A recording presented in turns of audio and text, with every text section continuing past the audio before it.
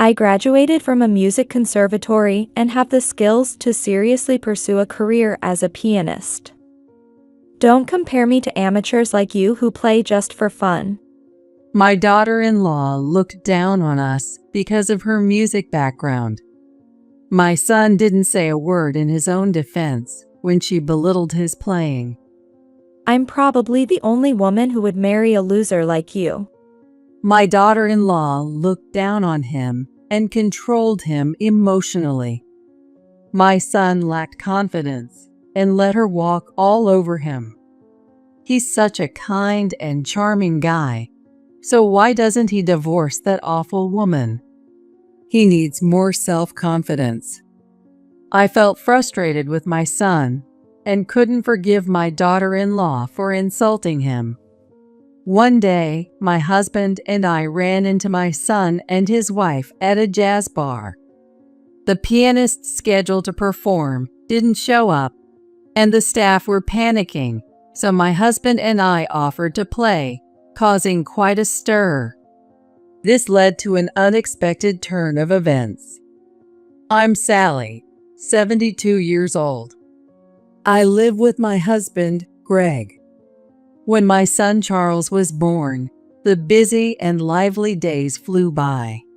He got married, and my husband retired. With just the two of us, we now enjoy leisurely mornings, brunches at cafes, and playing our favorite musical instruments. I play the piano, and Greg plays the drums. Sometimes we even have impromptu jazz sessions together. Our shared love for music kept us from ever getting bored with each other. Life seemed fulfilling, but I had one worry. It was about my daughter-in-law, Amy. Our relationship had been terrible since the day we met her. Nice to meet you, I'm Amy. My first impression of her was a bit cool but polite. Not too bad. Charles, hurry up and give them the gift. Don't be such a slowpoke. Oh, sorry. Her words seemed harsh, but Charles's laid-back nature might need someone to push him a bit. I thought she was just a strong-minded person at the time. Do you play the piano, Sally? Amy asked, noticing our piano. Our home isn't spacious, so we keep an upright piano and electronic drums in the living room. I used to teach Charles piano and play together there. Yes, I play for fun. Charles used to play too. Brings back memories. I heard Charles play. He's terrible. Excuse me? I couldn't believe my ears. I couldn't believe she'd talk badly about my son who's getting married soon. I thought she might be teasing, but she continued with a smirk.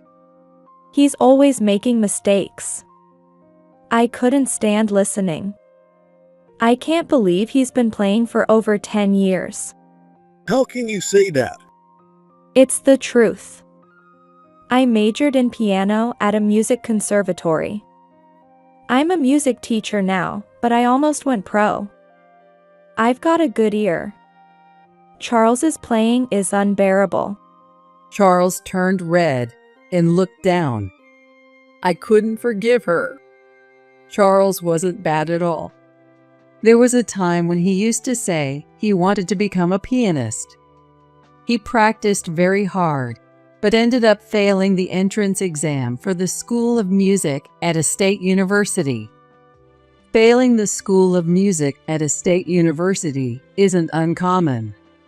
It's very competitive because the tuition is low. You could try private universities. No, it's too expensive. I can't do it. Charles's spirit was crushed. After that, he almost stopped playing the piano. More than 10 years passed, and he began playing occasionally when he visited home, seemingly having made peace with his feelings. Though his technical skills were rusty, he played with joy. Listening to his performance became a small pleasure for me. And yet, Amy insulted him, calling him terrible. It's okay, Mom. It's the truth. Despite your saying, Amy graduated from the School of Music at a state university I wanted to attend. Isn't that amazing? Unlike me, she's beautiful too. You understand completely. You have no musical talent. You're clumsy and should just keep quiet and earn money. Yeah, you're right. Hey, I've been quiet for long enough. Dad. Please, stop. my husband, Greg, couldn't hold back his anger, his face turning red as he raised his voice. However, Amy didn't seem to care, looking triumphant. Charles desperately tried to stop Greg, who, though silent now, still looked dissatisfied. I was simply stunned. Could someone behave so poorly at a marriage greeting? There seemed to be no love for my son. Charles, are you really going to marry Amy? Yeah. Amy is the only one who would marry someone like me. That's not true.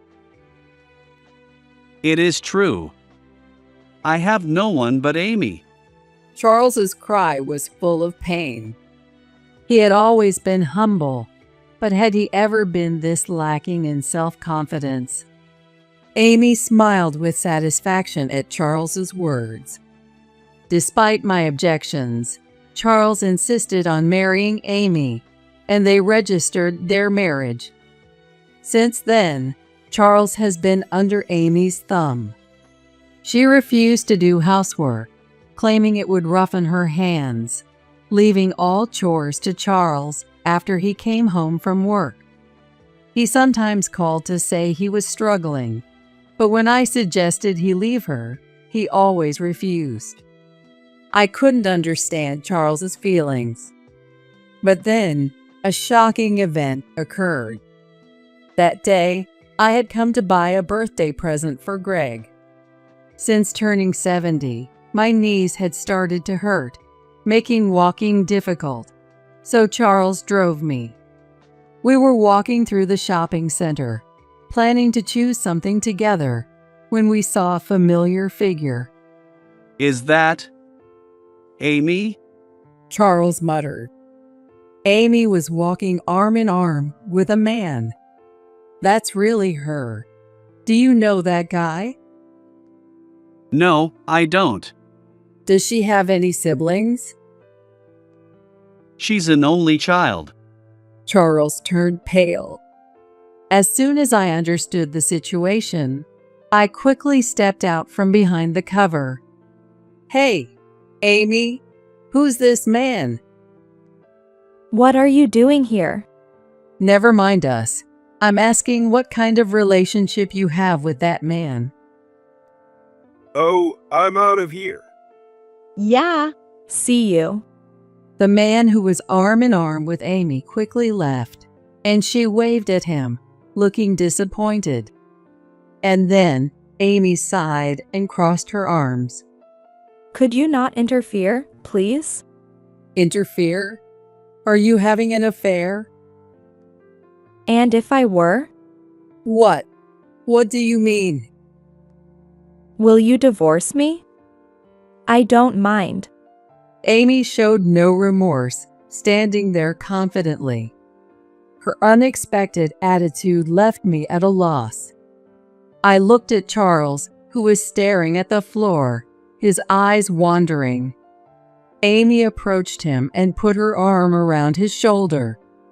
Are you okay with a divorce? No one else would marry a boring, clumsy man like you. Hey, how can you say that to Charles? Because it's true. You should be grateful I married you despite your zero experience with women before me. Would you be okay with a divorce? Being lonely in your old age? That's not. Amy spoke to Charles, her hand on his shoulder.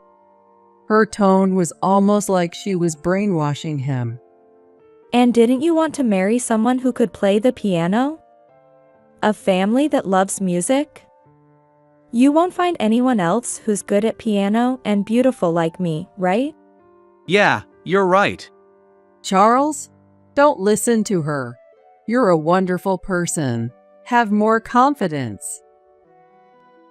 Who do you think is right, Sally or me? If you divorce now and end up alone, your future is bleak. Sally will probably pass away before you. She doesn't care about what happens to you after that. That's not true. Sure, you don't have siblings, but you have friends, and you might meet someone nice. And if you can't remarry, it'll be Sally's fault. Living alone in old age, that's just sad. Amy's words were absurd, making Charles believe he couldn't live without her and controlling him. I knew I had to make him leave Amy, so I raised my voice. Charles, you really should break up with her. I'm sorry, Mom. I'm not breaking up with her. Why not? You wouldn't understand, Mom. You can do anything. You're good at cooking, and you play the piano. No matter how hard I tried, I could never surpass you. Charles slumped, staring at the ground. I never realized I was pushing him so hard. I'm not that great at cooking, and even though I kept my professional past a secret, I'm not an extraordinary person. But Charles compared himself to me and lost more and more confidence. See? Sally never noticed how hurt Charles was. I'm the only one on his side. Let's go. Wait, Charles. Let's talk this through. Charles turned away, letting Amy lead him by the hand. He walked away. I stood there, shocked. When I told Greg about it, he turned red with anger. What the hell is that? Sally, you're not to blame at all. It's all Amy's fault. But I never realized how hurt Charles was. If I'd paid more attention to him earlier, he wouldn't have lost so much confidence. Then, I'm guilty too. Tears welled up in my eyes. Charles had always been shy and struggled to express his feelings. I thought waiting until he was ready to talk was best, but maybe I was wrong. I couldn't forgive myself for unintentionally hurting him. Sally, we need to talk this through with Charles. It's not about who's to blame. Greg tried his best to comfort me, but my mood didn't improve. A few days later, I was still troubled about Charles. Around that time, my husband, who had gone shopping, came back with a flyer. Sally, listen to this. A famous pianist, Martin, is coming to the nearby jazz bar. What? Martin is coming? Martin is a professional pianist known not only for his skill, but also for his excellent talk show presence, making frequent TV appearances. My husband and I love his piano performances and have bought his CDs. He plays everything from classical to jazz, but he often performs classical and pop songs on TV. If he's coming to a jazz bar, we'll probably get to hear some jazz. This is a rare opportunity. Why don't we go together? It could be a nice change of pace. Oh, it should be amazing. Let's go. So we quickly made a reservation. On the day of the event, unfortunately, a hurricane hit. It was raining heavily, and the wind was strong, causing transportation to halt. Even so, when we walked to the venue, it was bustling with a large audience. Everyone's feet and clothes were wet, but they still wanted to hear Martin play. As we looked around the bar, we spotted our son and his wife. Dad! Even Mom is here. Hi, Charles. I was surprised to see them, and Charles averted his gaze. Oh, Sally, you're here too. Yes, we love Martin's performances. Can amateurs like you even appreciate Martin's talent? He taught me as a special instructor when I was in music school. Impressive, right? Oh, right. Amy was bragging, smiling smugly. It irritated me, but I didn't want to cause a scene and spoil the chance to hear Martin play. I held Greg's hand to stop him from arguing back. Just then, the room started to buzz. The staff seemed to be in a hurry. Then the owner took the stage and deeply apologized. We are very sorry. Due to the typhoon, Martin's arrival has been delayed. It will take at least an hour and a half for him to get here. We ask for your patience. You've got to be kidding. We came all this way in terrible weather. Yes. What are we supposed to do in the meantime? There were boos from the audience. We came all this way for nothing. We can't wait an hour and a half, even if a meal is included. Amy complained, too. Some people started to leave, even though this was a rare chance to hear Martin. I couldn't stand it and suggested to my husband, Let's go and perform. What did you say? We perform? yes, we can fill the time until Martin arrives. Are you serious? People came here to hear a professional. They'll boo you off the stage. Amy mocked me, but I ignored her and looked at Greg. He understood how I felt and nodded. All right, let's do it. I'll talk to the owner. Greg spoke with the owner, and we took the stage. Fortunately, since it was a jazz bar, there were drums available. We took a moment to calm our nerves and then looked at each other. Then we started playing. As we started playing, the noisy audience quieted down. Who are they? That was amazing. Before we knew it, even the audience about to leave had sat down and were engrossed in our performance. Feeling encouraged by their reaction, my husband and I started adding some improvisation and engaging the audience, making them laugh. At that moment, I made eye contact with Charles. He looked at us in surprise. Feeling excited, I walked over to Charles and took his hand. Mom? What are you doing? Let's play together. What? But, Music is all about having fun. The song was When You Wish Upon a Star, which we used to play together when he was in elementary school. Greg was ready on the drums, waiting for us to start. Don't worry, just follow my lead. Despite his nervousness, Charles placed his hands on the piano keys. And then he started playing the piano. He must have remembered the song from all the practice he did back then. I smiled as I watched him play smoothly.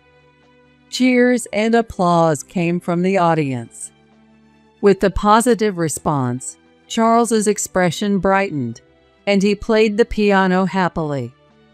It was as if he had gone back to his elementary school days. Before we knew it, an hour and a half had flown by.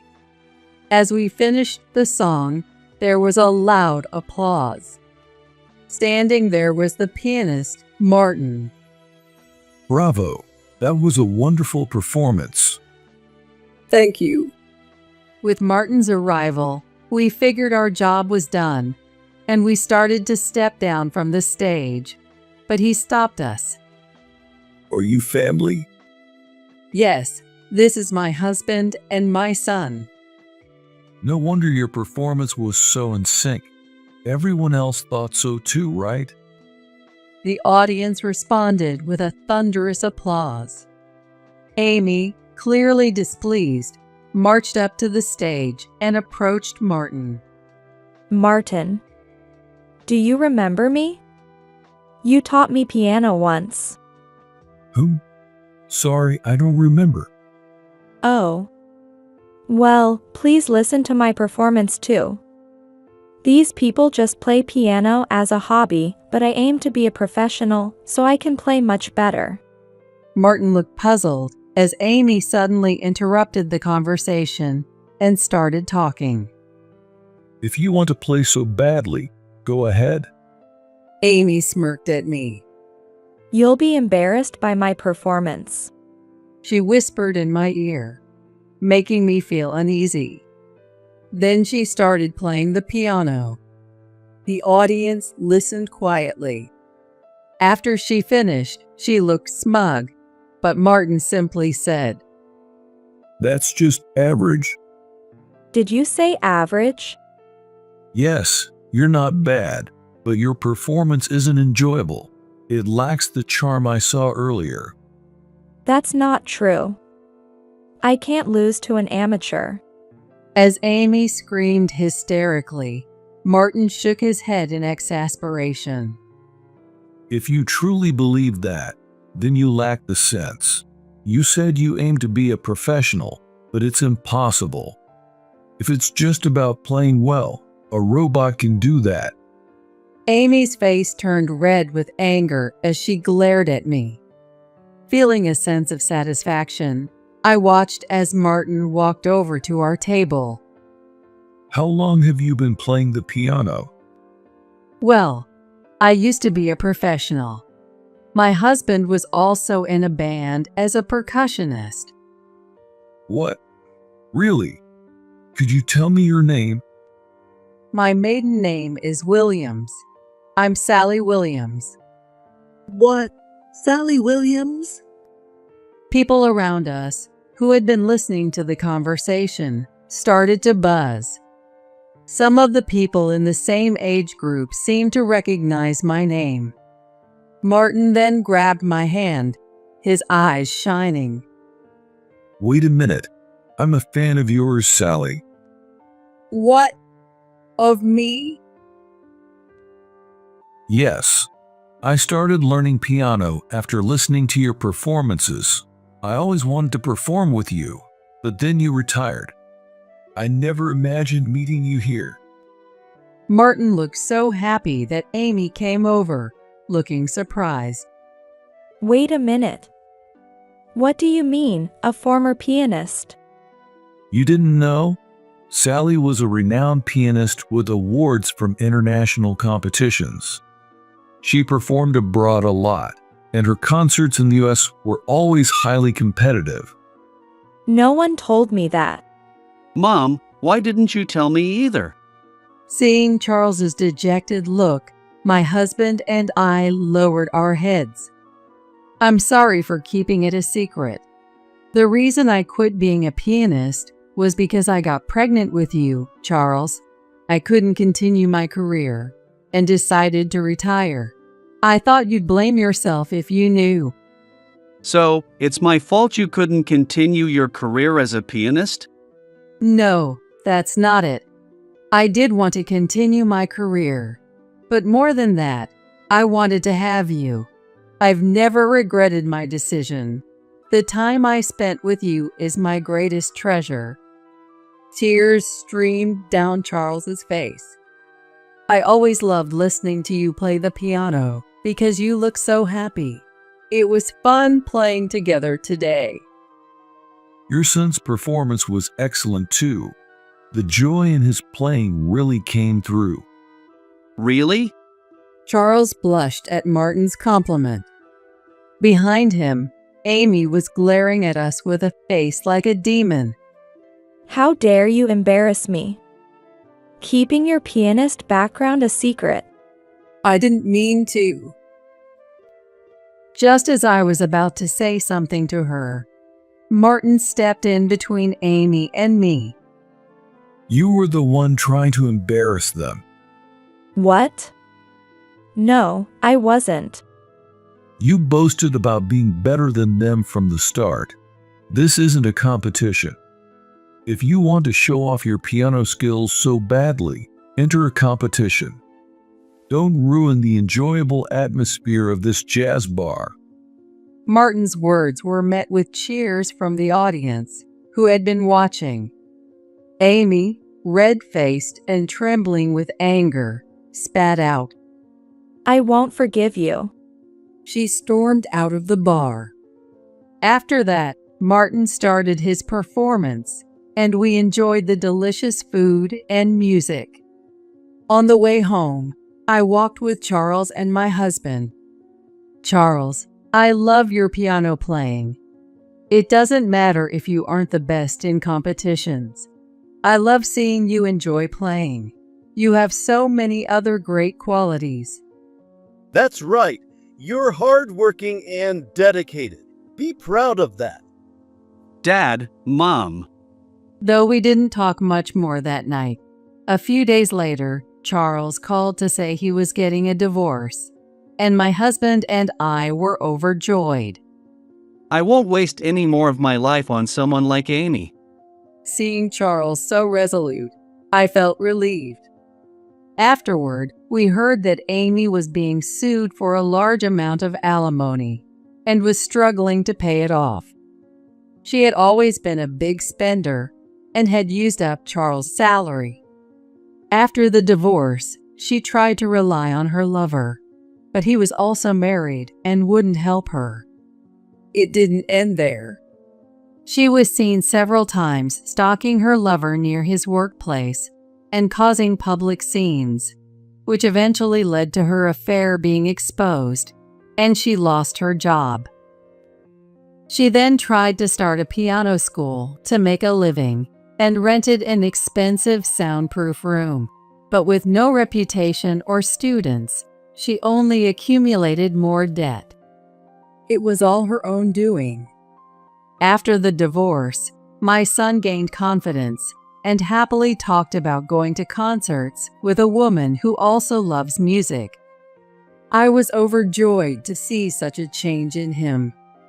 And what made me happiest was that we started playing music together again. I'm sure there's a woman out there who will appreciate his qualities. I wholeheartedly wish for my son's happiness in the future.